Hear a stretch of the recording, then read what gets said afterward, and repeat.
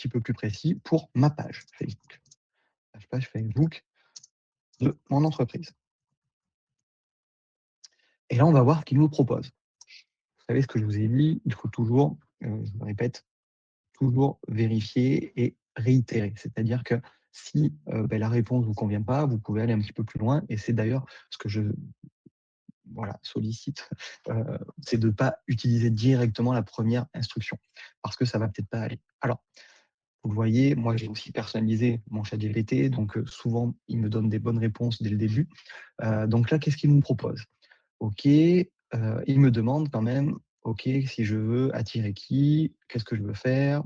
OK, te propose un thème puissant, structure idéale, accroche, locale, OK, et là, il va nous proposer donc les instructions. Le rôle, comme je vous l'ai dit, toujours un rôle. Tu es un expert en communication pour un menuisier local basé à Brive. Rédiger des posts Facebook engageants, le style et les types de posts à produire. OK, donc qu'est-ce qu'il pourrait déjà nous proposer? OK, donc là, on va lui dire tout simplement, répondre aux questions qu'on avait là.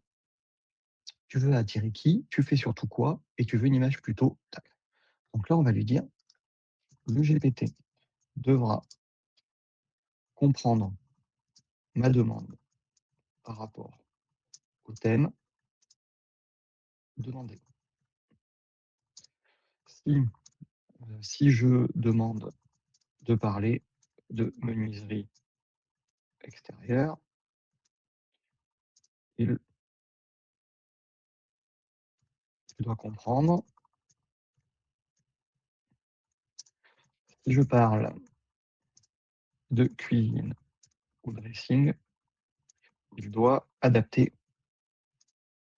ses réponses. Et donc là, il va me refaire les instructions.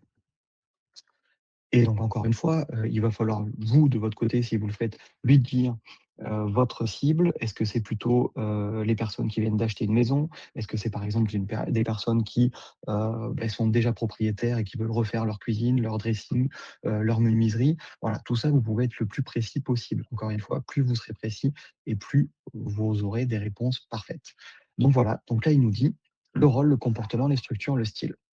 Donc là, ce qu'on va faire, c'est qu'on a juste à copier-coller cette partie-là, les instructions qu'il y a à mettre dans le GPT, et on va ici, à la place de ce que j'avais mis ici, directement coller nos instructions, qui ne veulent pas d'ailleurs être collées.